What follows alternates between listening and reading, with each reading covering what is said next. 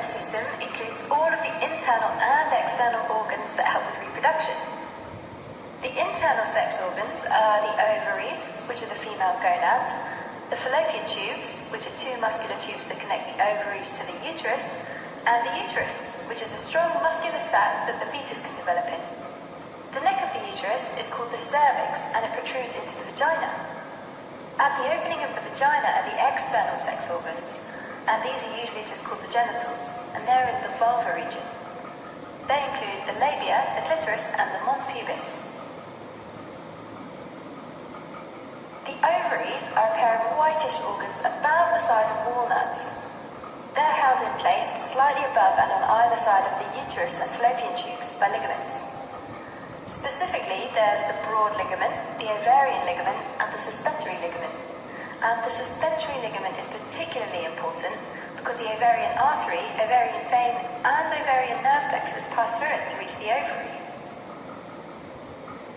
If you slice the ovary open and look at it, don't try this at home, there's an outer layer called the cortex, which has the ovarian follicles scattered throughout it, and an inner layer called the medulla, which contains most of the blood vessels and nerves. At birth, the ovarian cortex has around 2 million follicles. That's roughly the population of Paris, and they're called the primordial follicles. Each primordial follicle has a single immature sex cell called the primary oocyte at the core, and a layer of follicular cells surrounds this. The primary oocyte has 46 chromosomes, but eventually it has to turn into a gamete with only 23 chromosomes. To do this, the primary oocytes have to complete meiosis 1, and in a person's lifetime, only about 400 successfully do that. This process of oocyte development follows that of follicular development, which can be broken into 3 stages. The first stage lasts from infancy to puberty, and during this stage, the primary oocyte remains stuck in the prophase step of meiosis 1. So in other words, the cell is living but not dividing.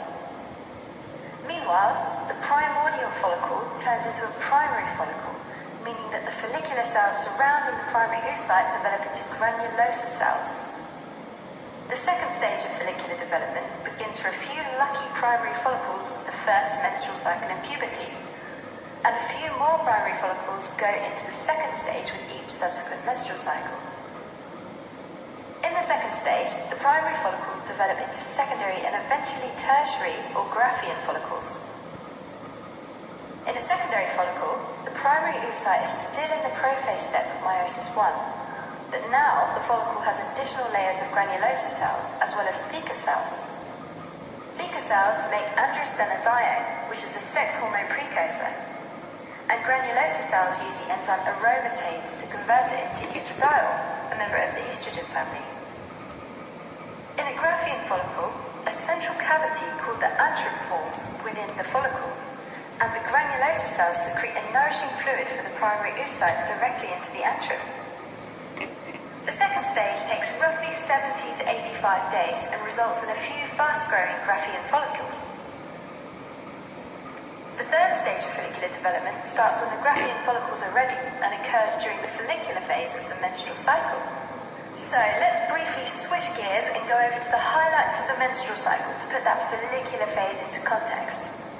The menstrual cycle starts on the first day of menstrual bleeding, lasts 28 days on average from then. Assuming a 28-day cycle, the follicular phase makes up the first 2 weeks of the menstrual cycle, and the luteal phase, the last 2 weeks.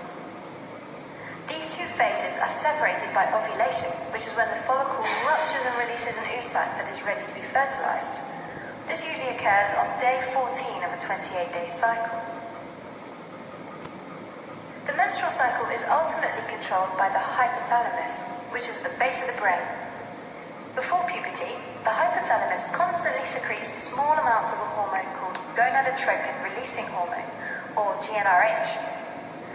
That GnRH travels to the nearby pituitary, which secretes 2 hormones of its own, follicle-stimulating hormone, or FSH, and luteinizing hormone, or LH. Once puberty hits, the hypothalamus starts to secrete GnRH in pulses, sometimes more and sometimes less, and the pituitary FSH and LH make the ovarian follicles develop. The amount of GnRH can be mapped out like a wave over time, and the frequency and amplitude of the waves of GnRH determine how much FSH and LH get produced by the pituitary. LH binds to LH receptors on theca cells, and they make progesterone and androstenedione. FSH binds to FSH receptors on granulosa cells, and they make aromatase, and, as a consequence, estrogen. Serum levels of estrogen and progesterone act as a feedback for the command center in the brain, which adjusts its hormone production according to the phases of the menstrual cycle. During the follicular phase of each menstrual cycle, the few fast-growing Graafian follicles enter the third stage of development. Pituitary FSH makes the follicles grow, and it also makes granulosa cells produce more estrogen. In addition to estrogen, the granulosa cells also secrete a hormone called activin. And activin stimulates FSH production, as well as binding to FSH receptors, and it stimulates the activity of granulosa cell aromatase as well. So early in the follicular phase, a small rise in FSH leads to a large increase in estrogen. However, estrogen acts as a negative feedback signal. That is, it tells the pituitary to secrete less FSH and LH. Less FSH means that there is only enough left to stimulate one follicle. The follicle that has the most FSH receptors hoards the most of this hormone and becomes the dominant follicle. It usually takes about a week for a dominant follicle to get selected, and after that happens, the rest of the follicles regress and die off. The dominant follicle keeps secreting estrogen for the rest of the follicular phase. The steady increase in estrogen makes the pituitary more responsive to the pulsatile action of the hypothalamic GnRH. When blood estrogen levels reach 200 picograms per milliliter, dominant follicle estrogen becomes a positive feedback signal. That is, it makes the pituitary secrete a whole lot of FSH and LH in response to GnRH. This triggers the primary oocyte within the dominant follicle to finally complete meiosis 1 and turn into a secondary oocyte, which has 23 chromosomes. The dominant follicle completes its third stage of development in a blaze of glory called ovulation.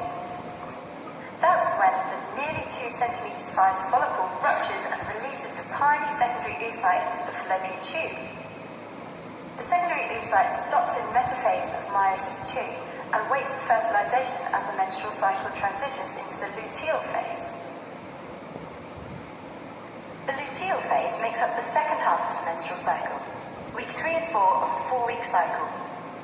Right after ovulation, while the LH levels are still high, the remains of the follicle turn into the corpus luteum, which is made up of luteinized granulosa and theca cells. Luteinized granulosa cells secrete inhibin, which inhibits the pituitary gland from making FSH. Without FSH, estrogen levels fall, and the amount of LH goes back to the level before ovulation.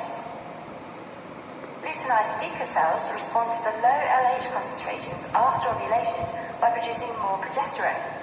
So, overall, this means that progesterone surpasses estrogen as the dominant hormone during the luteal phase of the menstrual cycle. If fertilization occurs, meaning if a sperm meets the secondary oocyte, then the corpus luteum continues making progesterone until the placenta forms.